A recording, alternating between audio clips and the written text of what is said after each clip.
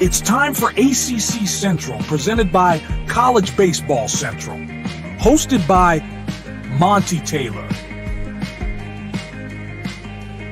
and Jake the Jester McKeever. Welcome back, college baseball fans, to another episode of ACC Central, Fall Ball Edition. We're on episode 19. It is even more scrimmages. I was having trouble trying to figure out an episode title name because it's just scrimmages on scrimmages on scrimmages. Jake, the Jester McKeever, is with me once again. He's finishing out his fall ball season with us. I think he's got a couple more episodes before he moves away from us. But Jake, how are you doing? I'm excited. I took a week off this weekend just because Lamar played at 4 p.m., about an hour and a half away from me. So I didn't get a chance to go see them. A&M was going to play Houston, and I'd already seen both teams too as well. So I got Sam Houston and Louisiana or Louisiana Lafayette, depending on what side of the barrel you are. But no ACC coverage, unfortunately, for me in person. I just wish we had somebody – SMU needs a baseball team. I just wish we had somebody at Lamar that could give us some information on their baseball team. Like a marketing guy or something like that. Yeah, somebody who knows everything and knows everybody. But Jake, I have had a busy 10 days. Yeah, I know that you obviously in your humbleness don't like when I call you the hardest working man in college baseball.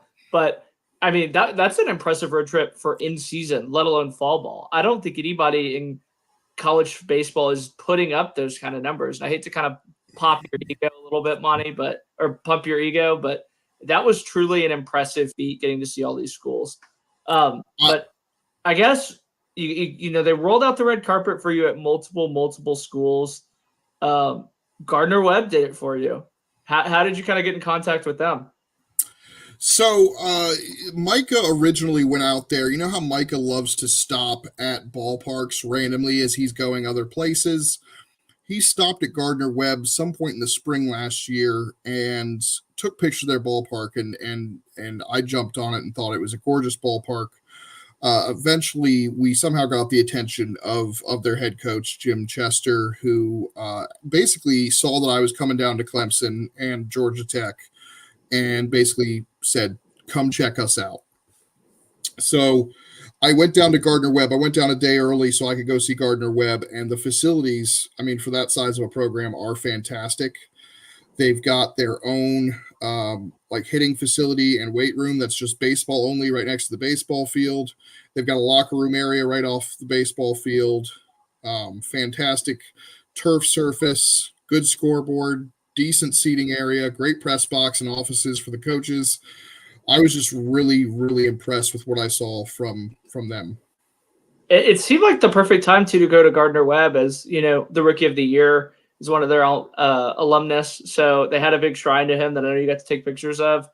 I love the branding that they do with the Bulldog, and the colors really, really do pop. And it's going to be really exciting to kind of see what they do they're in the Big South, right? Yeah, they're in the Big South. They got a tough schedule, and they've really challenged themselves in the midweek. I think they're playing a ton of ACC schools. They got Clemson, they got Duke, they got UNC, they got Georgia Tech, and they've got a 3-game series against Wake Forest as well. And they have ECU at the Durham Bulls Athletic Park. Yeah, I mean, it's a blessing and a curse to be in North Carolina. That's just what we need, is another kind of up and coming North Carolina or Carolina's team. But I guess we'll go ahead and jump into it. Who impressed you out of that Gardner Webb lineup that you got to see in the scrimmages? It was a trio of D3 transfers I talked about, and it was Dale Francis. He was somebody out of Erskine who was supposedly up there with who had a chance at being the D2 player of the year, had 15 home runs, hit over 400, and then he got injured. He was really impressive. Aaron Morgan's another name. I think he was at Colorado Christian. Those were two names that the coach circled ahead of time for me. And then Merrick Carter from Alabama Huntsville put up crazy numbers at Alabama Huntsville last year. He is in line to potentially be a starting shortstop for Gardner Webb. I know he hasn't necessarily had the best fall from what I understand, but he looked really impressive to me. He looks like he's got that it factor. He's a smooth fielding shortstop, made a really impressive play during practice. The Jeter-esque jump throw, that was really impressive. So those three guys, but they bring back a ton of talent. I didn't get to see any pitchers because they were resting their guys ahead of their scrimmage on Saturday. So I was exposed to the hitters, and I was rather impressed because they bring back the most returners out of the Big South, but they're also bringing in a ton of talented transfers. Yeah, they seem to kind of have perfected that D3 transfer, get them in for 1 year, and then obviously getting good. Where do you think that they fit kind of into the Big South race? I know that historically it was always kind of Campbell's Big South to lose. They've obviously since moved on. Last year they finished 9-15, 22-31 overall. If I remember correctly, they were in the hunt around that May timeline, and then they kind of fell down there at the end. But again, the Big South is super, super open this year. Presbyterian, High Point. I think that they're going to be kind of one of those teams that we watch to take that next step next year. Would you agree? I think they are a threat to make their first ever D1 NCAA tournament because those teams that you just mentioned, High Point, Presbyterian, USC Upstate, they lost a lot of talent. And Gardner Webb is bringing a lot of guys back. So I think Gardner Webb, for me, is the favorite going into that. But those kind of conferences, it doesn't necessarily matter because if you finish first in the regular season and don't finish strong in the conference tournament and winning it, it doesn't matter. You're not going to the NCAA tournament because your RPI is not going to be high enough if you're not the conference automatic bid. Yeah, and they're definitely going to be a one-bid league. I know last year that they did not make the conference tournament, but again, if you want to make the NCAA tournament, it definitely starts with the conference tournament. The schedule that they have in front of them is going to provide a ton of difficulty in a good way. But I think once they get into that Big South, they're going to be happy that they played some of these midweeks and definitely that series. I know that last year they went to Texas Tech, took it on the lumps. Again, I think it made them stronger as a team and a cohesive unit because Lubbock is in the middle of nowhere and it's not close to anywhere in North Carolina. So shout out to Gardner Webb, Monty, for hooking you up. And we'll be rooting for them all year, it seems. Yeah, absolutely. I'm really excited. Thank you to Jim Chester and all the Gardner Webb players and coaches. It was awesome. Really appreciate you guys having me down there and this great wear my Gardner Webb hat. I'm actually wearing the shorts as well. So they gave you shorts. Yeah, I got three pairs of shorts: gray, red, and black. Oh, I kind of jealous now. I'm gonna see if they get some gear. I'll have to get out there. Yeah, absolutely. Every time you get gear, it's so funny to me because you're always so surprised with it. It's like, and it's literally like they roll out the red carpet and you get this. You're like, yeah, I got some gear. I didn't expect this. Yeah, well, I don't feel that important. I feel like I'm just lucky to be there and to interact with these guys and learn about their teams. And then they give me some free swag, and I love wearing the different stuff, especially on the podcast. So I haven't gotten to wear this hat yet really because, I was going from one team to the other. So I didn't want to wear anybody's colors. But GW stuff in the Clemson press box. Yeah, so I was itching to get out onto the show and wear some different of the hats I got. So, which perfect segue. You mentioned Clemson. Yep, you got to take in their inner squads. I am a little bit behind on just what we talked about with Clemson before. Is their lineup kind of set in stone, or are they somebody that has a few competitions going on? If I remember correctly, they're pretty outfield, right? I think they're pretty good. It's just a matter of somebody like Jack Crichton and Jacob Jarrell. Like, I think it's fairly set in stone.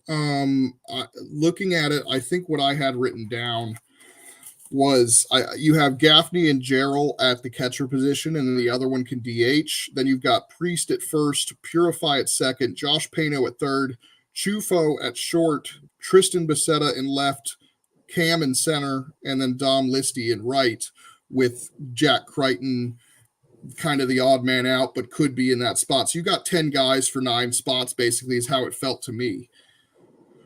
I noticed that Cam Cannarella is not in your scorebook. Would you want to talk about that at all? Yeah, he's still recovering from the shoulder surgery that he had over the season. He is, from what I understand, he's shagging fly balls. But I had an interview with him, Prospects Live, a couple weeks ago. That interview's not live yet, but he said he's supposed to start taking hits in November. Mm-hmm. So he's back, and he's Cam Candarella. Like, if there's anyone that can miss the fall, I mean, he is probably going to be in that Golden Spikes conversation. Yep, I'm not sure why Crichton didn't play. I know Becerra was just getting a rest day, so he didn't play. So, I mean, two-thirds of your likely starting outfield did not play in that, but the other 7 guys we expect to be regulars did play. So, Luke Gaffney, we had him listed as a first baseman and an outfielder in our transfer show. He caught. I don't believe he caught at Purdue. What did he? I think he almost exclusively DH'd at Purdue. Yeah. So did he look comfortable behind the plate? Did he look like he could start in the ACC behind the plate? Yeah, I thought he looked really, really good. So it's just, I would, because I think it was scout day at Clemson. So I turned and asked it. I was like, wait, is that Luke Gaffney at catcher? Because I remembered that we had him listed at a different position. And I guess I shouldn't have been surprised, because obviously they've been doing practices and inter squads and people are already aware that Luke Gaffney's playing catcher. I was not aware, so I was a little surprised at that, but I thought he looked really, really good. What I really enjoyed is, because it was scout day, or, Clemson does this all the time, but I was there watching BP, and a lot of times when you go to the non-inter squad scrimmages, you have to be there super early to see the home team take batting practice.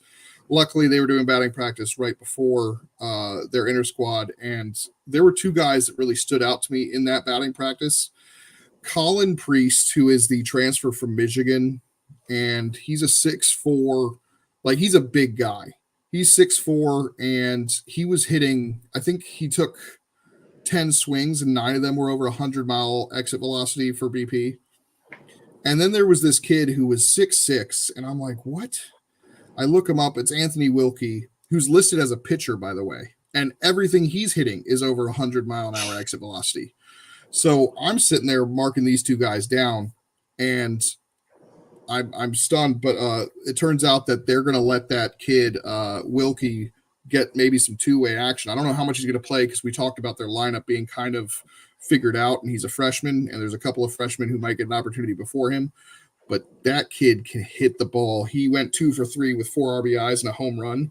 And then Priest absolutely demolished one, 112 miles per hour off the bat for a 439-foot home run off a fastball in the 4th inning.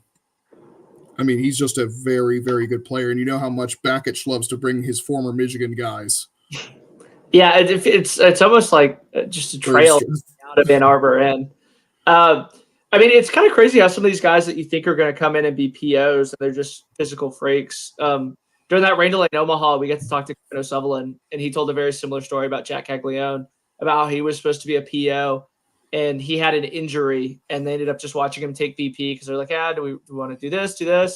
And he just hits absolute moonshots and goes top 5 in the MLB draft. You mentioned Colin Priest. It really is kind of cool to see him add a little bit of that velocity, because from what I understood from a few Michigan beat writers, he kind of profiled as more of a Eric Hosmer type, just a super, super good gap-to-gap hitter. But it appears Eric Bakich has got him in the weight room, and, I mean, showing off for scouts, it seems like. I mean, that's something that scouts take notice at in BP. Yeah, he hit he hit a sharp single to left center field on an 0-2 count in the 6th. I did not write down the exit velocity, but I don't think it quite was 100, but it was in the high 90s maybe. But I think he's got some power. He should. I mean, he's 6'4", that size. You should be able to, maybe at the next level, he might be more of an Eric Hosmer type, but at the college level, I feel like he should be able to launch dominate some balls out of that ballpark. There's a few guys that I've seen that kind of have longer swings when they're tall, like Will Gasparino at Texas, Blake Bender up at A&M a little bit. Is that something that you see with Priest and Wilkie, or do they have short, quick swings to the ball? It felt like they had shorter swings. They didn't seem super long. I really liked what I saw from them, though, from top to bottom. It was just funny that the 2 guys that I pointed out in BP that I noticed were the 2 guys that hit home runs. But another guy that I was really impressed with was freshman T.P. Wentworth. This is a kid that shouldn't be a surprise. He's one of their top recruits. He might push for playing time in that outfield, even though we talked about having 4 guys for 3 outfield spots if you include Jack Crichton. but TP Wentworth, I mean, he hit a 109-mile-an-hour double off the right center field wall in his first or second at bat. I mean, it was just absolutely crushed. He was their highest recruit too. I said highest bat at 106. Highest bat, yeah. For the game. Yeah, I mean, that's the one thing you always gotta. I mean, obviously Cam Canarella is gonna play, but it's that one thing where not necessarily a Wally Pipp situation, but he could definitely earn his way into the lineup if he keeps going 2 for 3 with doubles off the right center wall with 100 exit velos. Yeah, that's definitely gonna play. Yeah, exactly. Their lineup seems fairly figured out, but there'll be opportunities, as guys figure things out or some guys push. They definitely have guys that can push for playing time. But talking about some of the pitching, the guy I was really impressed with was a Wake Forest transfer, Hudson Lee. He came in the other day, and he didn't pitch as much as we would have loved to have seen at Wake Forest. He comes in at Clemson, and the first thing I noticed is his arm slot was significantly lower, and he was just pounding the strike zone. He did give up 2 weak hits, but other than that, he was fantastic, just pumping the strike zone. Slider looked good. Fastball looked good. I think he's going to be a nice little relief piece for them in this season. And then, of course, Lucas Malstead, speaking of low slots, I mean, he's a sidearm submarine guy almost. He was fantastic, came in 5 strikeouts and out of 7 guys he faced. There was an error as well. So I really like some of the pitching we saw here from Clemson. Noah Samol is somebody I'm interested in seeing. His command issues, if they can figure those out, he can be an ace type pitcher. He's got the swing and miss stuff. He's 6'7", dominating presence on the mound. If he can figure out some of that command, he can be a very important pitcher in the ACC for Clemson. You mentioned Hudson Lee. He's definitely what you would consider an under-the-radar transfer, as perfect game had him at 2,619. So definitely one of those under-the-radar guys. Did Talon Bell get a chance to pitch? I know that he was I didn't see him, nope. Or anything. He didn't nope. see him or anything. Nope. You everything that's listed on what I sent you is who pitched, and there were only 8 pitchers. And I thought, Michael Gillen from he's a Citadel. He looked pretty solid. I'll be your Jamie to your Joe Rogan and look that up really quick for you. Thank you. I don't know what that means, but Joe Allen also looked pretty good. Hall. But Seton Hall, thank you, because the Citadel I think was Luke Kissenberth. But we mentioned it a couple weeks ago when we were talking about Texas A&M, and I think the same applies to Clemson. Like, you have to be an absolute dog to get on the field at some of these schools. Like, Clemson's legitimately 12 or 14 deep. There's a number of guys that would start at many, many D1s around the country, and it really is going to be a fight at the bat rack. Like you said, I think the only thing that's really set in stone is Cam Canarella in center field, and even then, somebody like TP Wentworth is going to be pushing for playing time based off what happened in the fall. Well, I watched somebody who was one of Clemson's opening day starters last year, Cooper Blosser. He transferred to Jacksonville State. He hit a big home run against Georgia Tech on Saturday, and that just goes to show you how difficult it is. That's a guy who had an opportunity, struggled a little bit, and then never was able to get that opportunity again. And he's a good player, and Jacksonville State's got a nice addition there in the transfer portal, but that just shows you how hard it is at one of these top-notch programs in the ACC or the SEC. Do you have any more things that you want to add on Clemson, or is that kind of a good segue into Jackson State, Georgia Tech? Yeah, let's move into Jackson State, Georgia Tech. So I got to move from Clemson to Atlanta. First time in Atlanta, not the city. First time in at Georgia Tech, but I'm not a fan of the city of Atlanta too much because of the traffic and parking situation that goes on there. I thought it would be a little bit easier than I anticipated, but getting to Georgia Tech and in their parking garage right behind home plate was really easy. And then everything else about Atlanta after that was a pain in the butt. But it's right downtown, right? The Yeah. Georgia Tech campus. Okay, yeah. I've been to Atlanta like 2 or 3 times, and yeah, the traffic is absolutely abysmal. Yeah, and the hotel was jam packed, so all the parking was taken up, and I just wanted to get back to my. Was there some hotel kind of and sleep. obscure festival or something like that? Or? Probably, I have no idea, but I was impressed. Georgia Tech is going to be young, but they're going to hit. We said that last year, and they ended up being insanely good. James Ramsey is an unbelievable hitting coach, and I like the pitching. One of the things I was really impressed with is we'll start with the pitching and we'll move to the hitting because I have the pitching stats for the first game, but Connor Ciccoli, he's a freshman, not a huge, not a massive prospect necessarily, but he was at least ranked in those perfect game rankings in the top 500. But I was really impressed with him. He was just pumping the strike zone. He had 28 strikes out of 35 pitches. Only gave up one hit. It was a solo shot, I believe, it might have been to Cooper Blosser on the on the second at batter of the game. But other than that, he was perfect. No walks. And then he was replaced by another freshman, Ryan Johnson, who basically did the same exact thing. And then another freshman came in, Cole Royer, and that's where you finally saw some walks. But for a Georgia Tech team that struggled with command in past years, this was a refreshing change of pace, seeing these guys just attack the strike zone. Yeah, I mean, 7 innings, 2 walks. Did they do that weird thing where they only play 7 innings, but they play the 8th inning is like a 0-0 game? Is that what they did? They took a 20-minute break and completely reset. Yeah, but I mean, just the pitching is really, really impressive. I mean, yeah, like you said, that seems like it's always been Georgia Tech's Achilles heel. At times they've had really, really talented pitchers like Scary Terry, Mason Patel, but it seems like they always kind of have that walk bug. And again, 2 walks over 7 innings is going to win you a ton of ball games. Drew Burress, obviously, he had the 1 run, 0 for 4. So I guess, Monty, you're kind of a bad luck charm for him. Maybe you need to stop seeing Drew Burress. I know that. Don't put that in his head. If he hears about that, or if this ends up being one of the short clips, actually I have control over that, so I'll just make sure this isn't one of the short clips that he might see. It was funny because I was there to try and get as much video of Kyle Lodis and Drew Burress, them hitting at the top of the order, as I could, and they did not have the great day. I mean, Kyle himself afterwards was kind of laughing about it because he was laughing how the team as a whole did really well offensively, but those two didn't feel they did. Since we got some ACC scheduling, do you want to use this time to rant how there's going to be no Lodi Bowl? Yeah, I've already complained about this to Kyle and Alex. I've complained about this to Kyle's dad. I've complained about this to anyone who would listen. And I know it's just the way it goes when you've added somebody to the conference, but there is no Georgia Tech Florida State matchup this year. It would have been in Atlanta.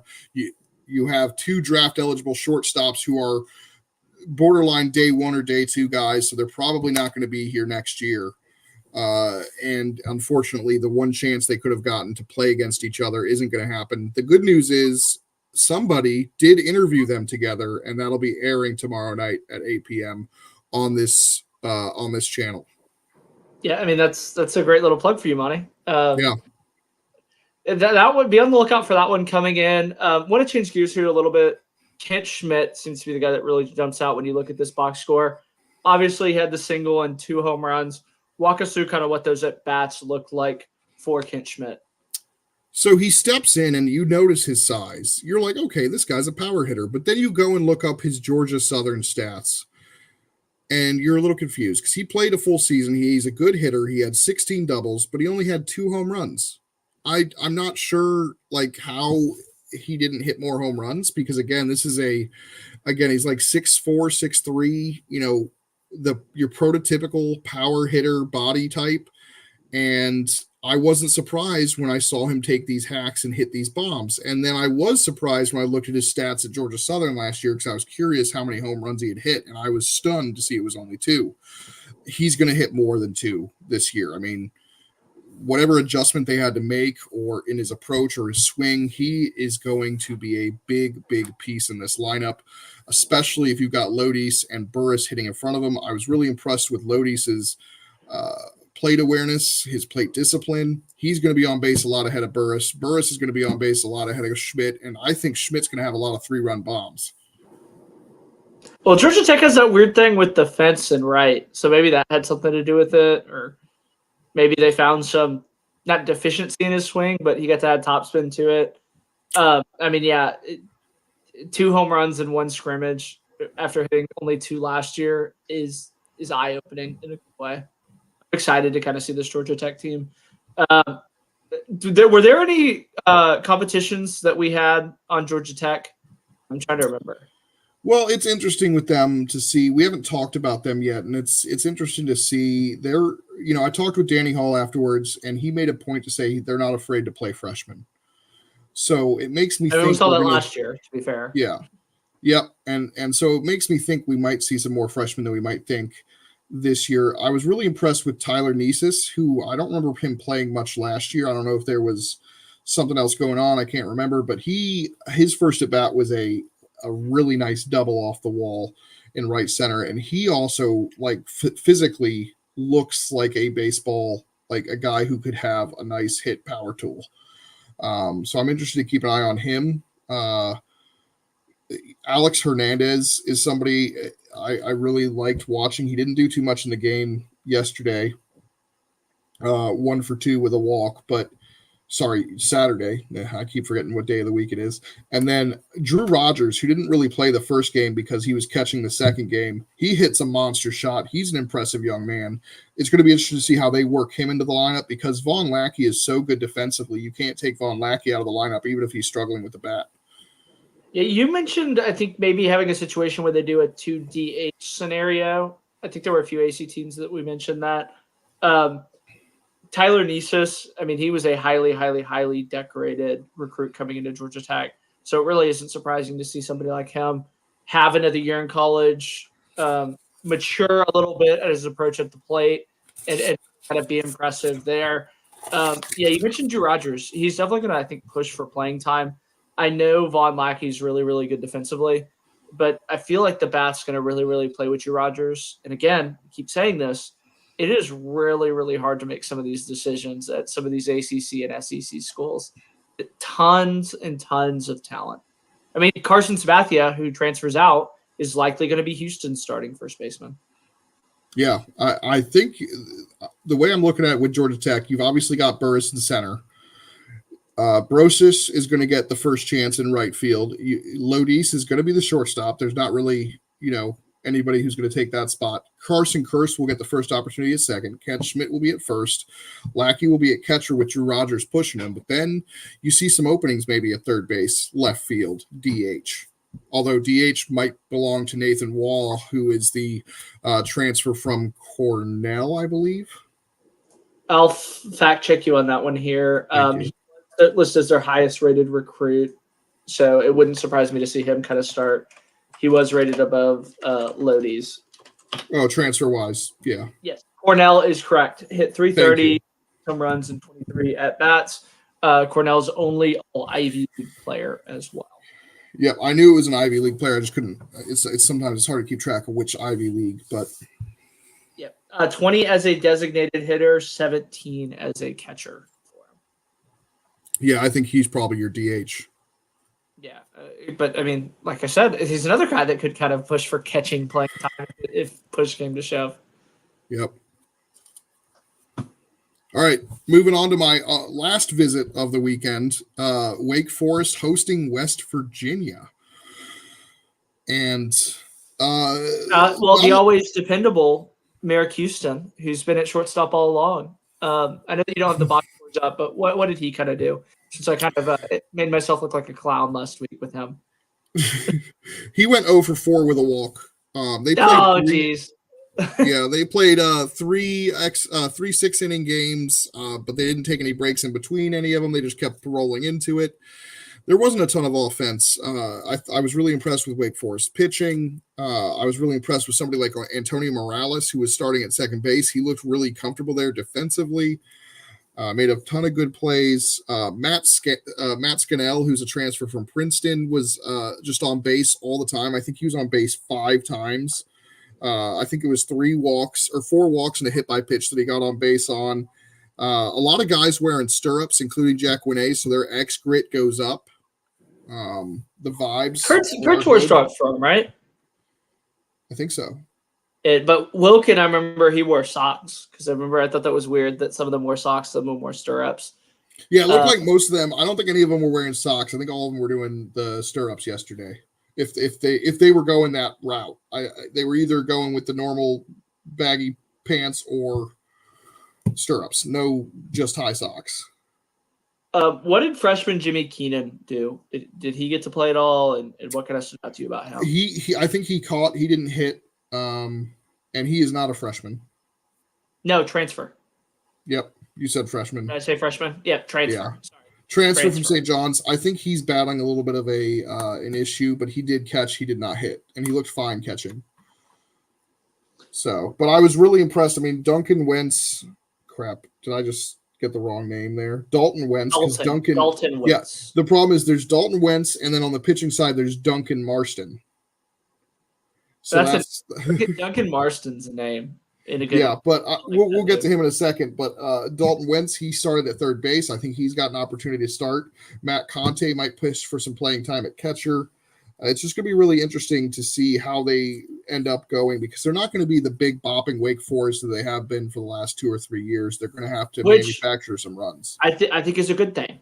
I think that kind of plays into a little bit, because it always felt like a weird matchup with power arms and power bats.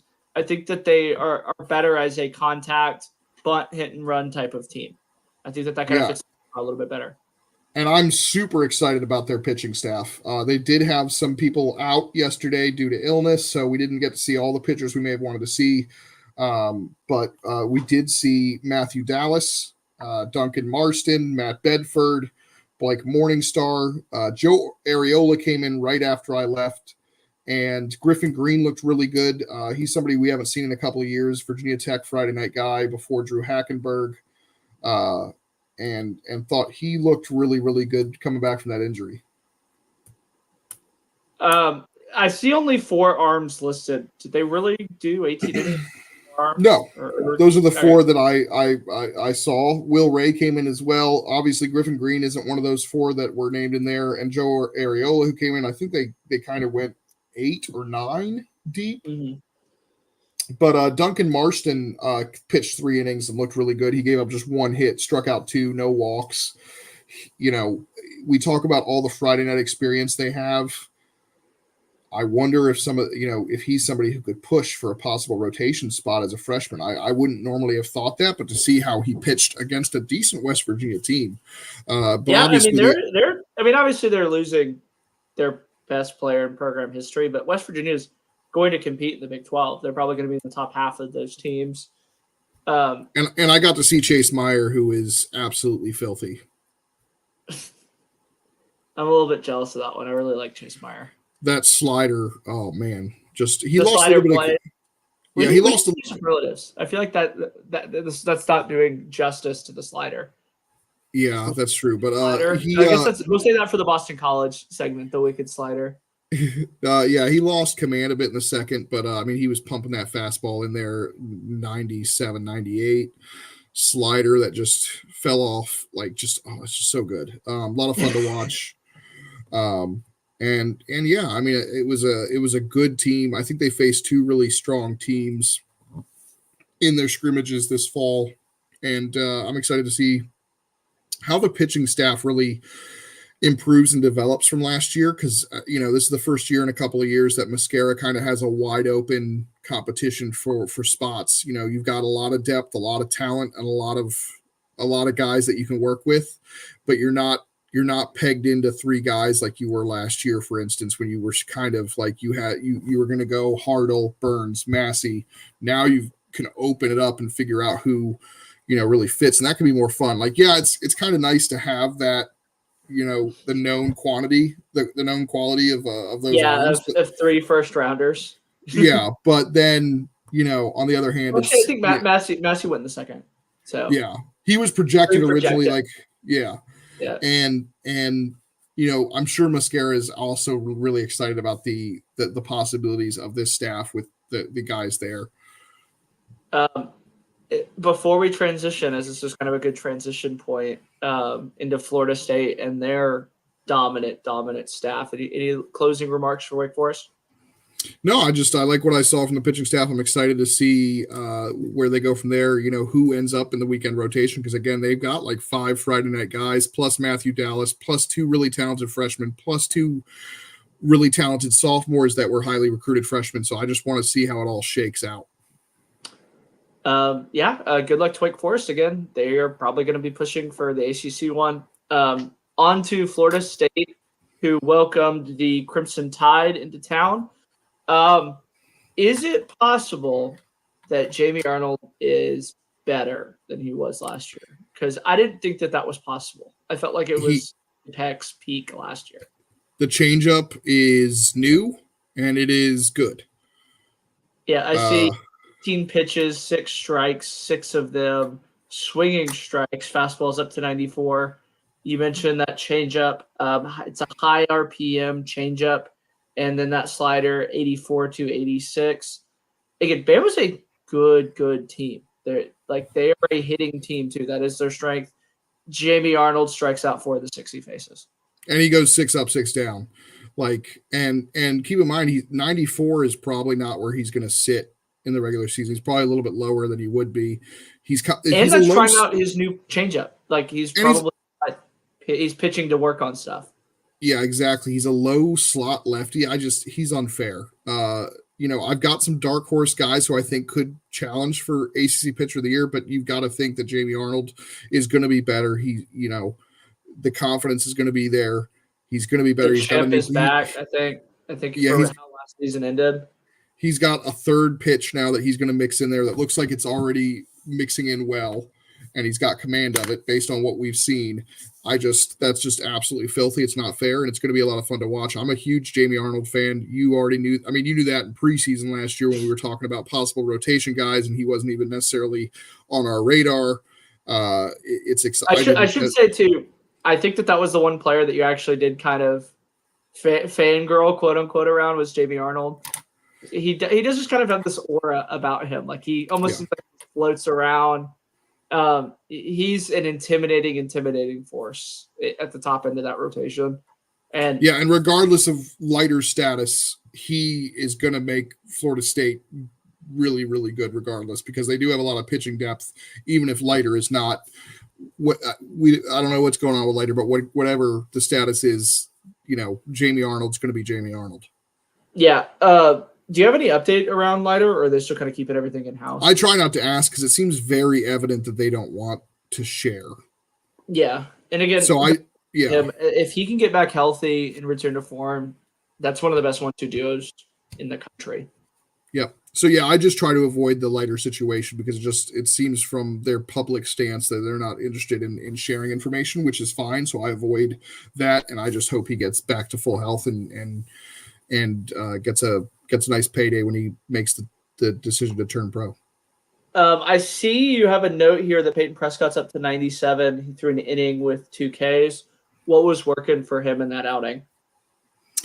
The fastball and the slider, I believe. Again, shout out to Brett Nevitt, who is providing most of the information that I'm regurgitating here. So we got to plug Brett, and we got to plug his Sunday Golds podcast that he does. He does a great job as a beat writer. If you're not following him as a Florida State fan or somebody who's interested in Florida State, you need to be, because he's one of the best baseball beat writers in the country. He covers multiple sports for Florida State, but you can tell that baseball is his number one passion. And thanks to him, I'm able to cover Florida State a bit from afar. So Peyton Prescott's fastball and slider were really impressive, and from what I understand, looked really good, especially from the video I saw. Yeah. Do we know anything about Gage Harrelson? I know that he has played center for them. I believe. No, he played a corner spot for him. Yeah, because Max Williams was in center. It's interesting. I'm hearing that Chase Williams might get a chance to be the starting center fielder, and the 2 others will be in the corners. But I think all 3 of them can be in center field. That's going to be a much better defensive outfield, I think, than in past years. No offense to superstars Jaime Ferrer and James Tibbs, who are obviously very, very good bats. But I'm just excited it's a about sneaky big park too as well. Like it's a rectangle. It gets pretty deep out there in that quote unquote left center. So they really do need a fast left fielder and a fast center fielder to cover ground there. Yeah, and I think the big story for Florida State's fall has been those 2 freshmen. Obviously, Miles Bailey had the coming out party in Pensacola against Auburn, and then on this weekend, it seems like Hunter Carnes had the coming out party. And I'm interested to talk. I'm interviewing Jackson West this week. I'm really interested to hear his take and how he's mentoring the young catcher, because I don't think Hunter Carnes is going to get a ton of time behind the plate. He'll probably DH because they've got a backup from Dartmouth, and I'm sorry if I butcher his name, but Nathan Kamela. He had a really good day as well. He's got to be in the backup catcher conversation, but Hunter Carnes, if you can hit, they're going to find a way to get you on the field and get some playing time. And obviously the video of him hitting the home run is definitely and he had 3 hits. Just kind of come out too as well. I mean, they didn't take in a ton of freshmen, but it seems like the ones that they took in are very, very, very high end. And they definitely kind of feel more of like a JUCO portal type team who uses their high school recruits on elite level talent. And that's been on display, I think, in these fall games. Yeah, I mean, you're looking at their 4 hitting freshmen being, Carnes, Bailey, Sheffield, and Jace Estes. Jace Estes had an RBI single. I mean, those are very, very good players.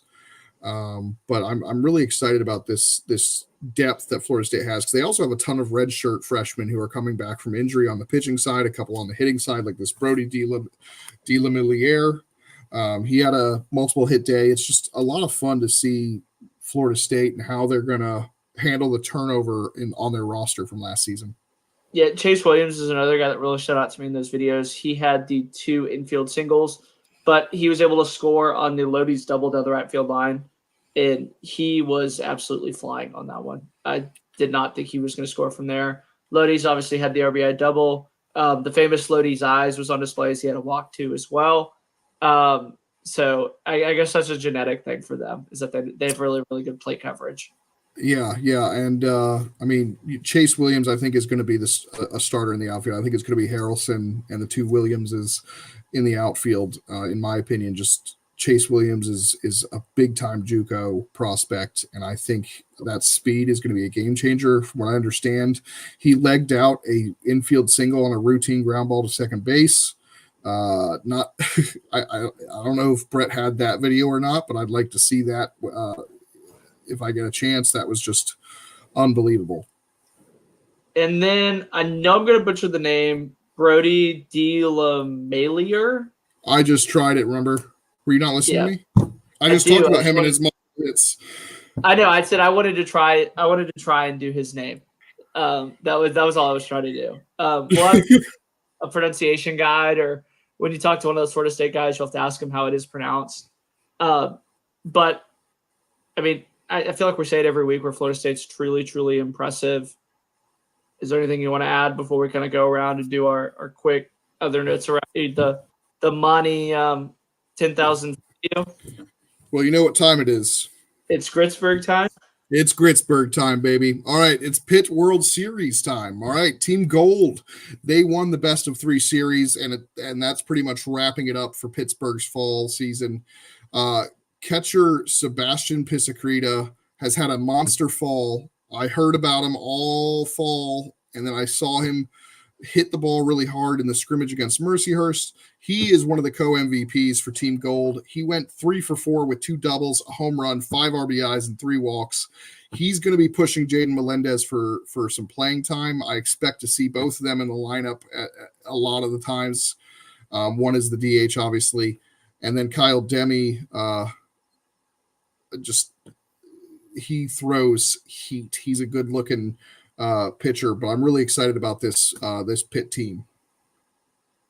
Yeah, I mean, there really is a lot to like. Who was on that gold team? Was Cantwell on the blue team or the gold team? Cantwell was on the gold team. The good luck charm. Yeah, that's another guy. That's another guy I fangirl over, right? Here's your question. Okay, so you got to see Penn State, you got to see Pitt, and you got to see West Virginia. 3 teams that I think each consider themselves rivals, despite being in 3 different conferences. I want you to rank them for me. Well, so this is tricky because they're in 3 different conferences, so this doesn't necessarily mean that's how it's going to shake out. I think Pitt's the best. Pitt's the best? I think it's Pitt. I think it's Pitt, Penn State, West Virginia. The problem is I want to put West Virginia ahead of of Penn State just because of Chase Meyer and the question marks regarding Penn State's pitching staff, but I really like Penn State's lineup. I just think that Pittsburgh has the better balance of the two. They're in the stronger conference, but that doesn't necessarily mean they have the best chance of making the NCAA tournament because they are in those tougher conference. So you could see Penn State or West Virginia finish out stronger, but all three of these teams are going to play each other. I'm not sure if Penn State's going to play West Virginia or not, but obviously Pitt plays both of them. I think one of them is at PNC Park, if I'm not mistaken, right? It was last year. I think I would love to see that again, although I guess PNC Park hasn't always been friendly to Pittsburgh, the University of Pittsburgh.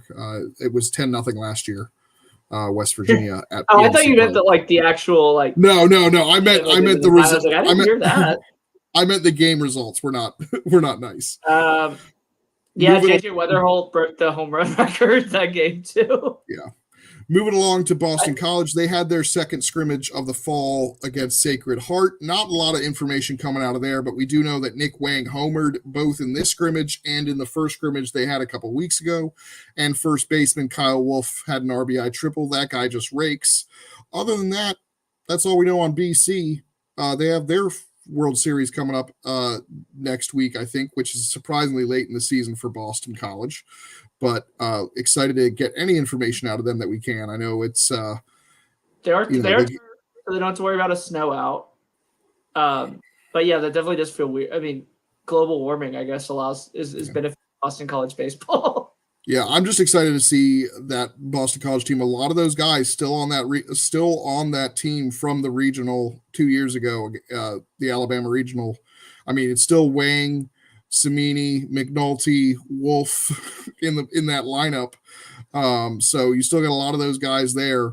It'll be interesting to see how they look, and I'm going to see them a lot. It looks like 'cause they're coming to Richmond for to play VCU and the University of Richmond and William and Mary, and then they'll be staying to go play UVA at Charlottesville. Yeah, hopefully we can get you up to in April for Beanpot too, as they take on Harvard, Boston University. Well, not Boston University.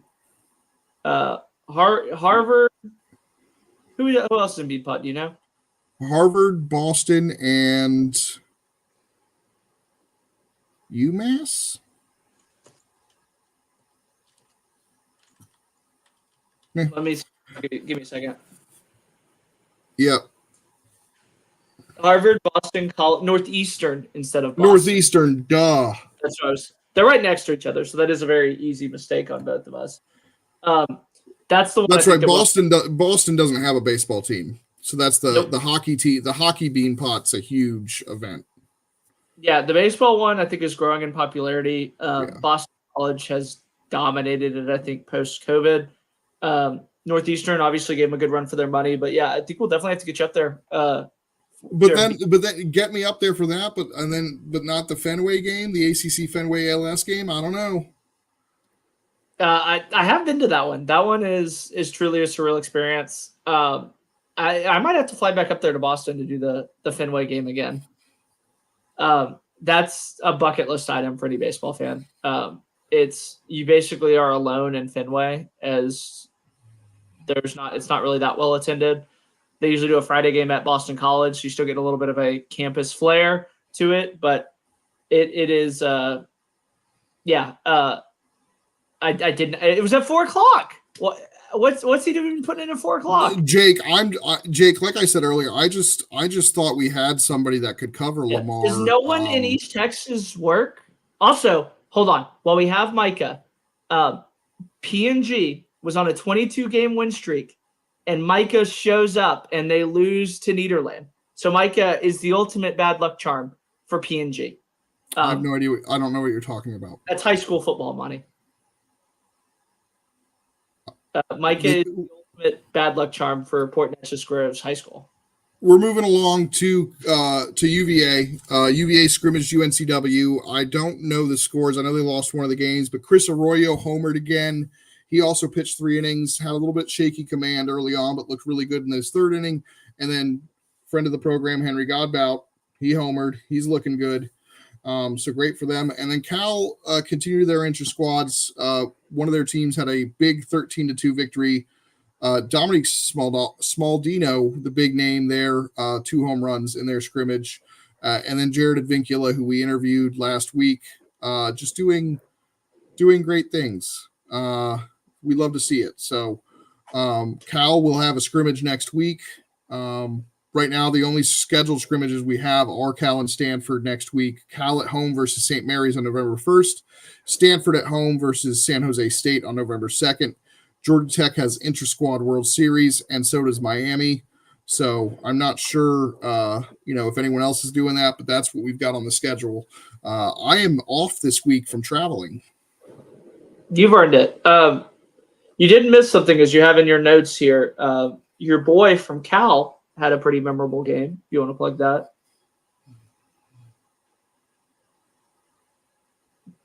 Jaron. I just said it. He went 3 for 4. Sorry about that, Money. Why do you hate me? I literally just said Jaron Avicula. We interviewed him last week. I guess the D being silent, because that was the one thing I think that really threw me off. Was it's one of those things where you always see his name spelled in box scores, and when I watched that interview, I was like, "Who the hell is this guy?" And then I'm saying the D. I'm saying it, Avicula. It definitely is a lot more intimidating of a name. I have to slow it down. Advincula. Advincula. Okay. I just say it quicker, and you don't hear the D. But anyway. That's pretty much our show for this week. It's been a nice short one. I got to rest. We got a lot more content coming tomorrow night. I've already mentioned on the show, I've got not 1, but 2 ACC shortstops on the show. Alex Lodis, Kyle Lodis, cousins. They're going to be talking with me on tomorrow night's show. Thursday night, we should have Jackson West of Florida State. He's looking really strong. He's put on 30 pounds of weight to tap into that power, change his swing up a little bit. You could see him rocket up the draft board rankings with those adjustments. But other than that, we're hoping to have the Pitt interviews out on Wednesday. I just got to get to them and edit them. And then lastly, I'm hoping to do an article this week on my all fall team, just basically guys who impressed me throughout the fall. I'm probably going to miss guys because it's mostly on my own observations as I've gone around to the ballparks and seen things. So there's definitely going to be guys that have probably impressed this fall that I missed, but I'm going to do my best to kind of do an article there. Yep. I will be back in person. I'll be seeing Sam Houston face Louisville, like I mentioned earlier. SEC content is right around the corner. We're waiting a little bit longer until some of those playoff football teams kind of drop out a little bit.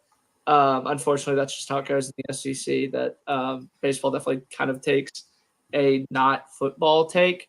But again, I've already deep dived into some of the teams, compiled some of the transfer rankings and rosters. ACC and SEC supremacy, definitely. I'd be shocked if the champion doesn't come from those conferences. Oregon State's got an outside chance, but I agree. I don't think this Oregon State team does. I know Mark's not going to like that. We're going to go on a tangent here, but I don't think this Oregon State team.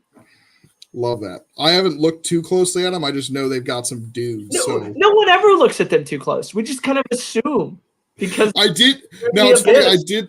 I did say to Mark that I think they're good enough to make it to Omaha, but I did think they were going to choke beforehand. So we need a West Coast podcast.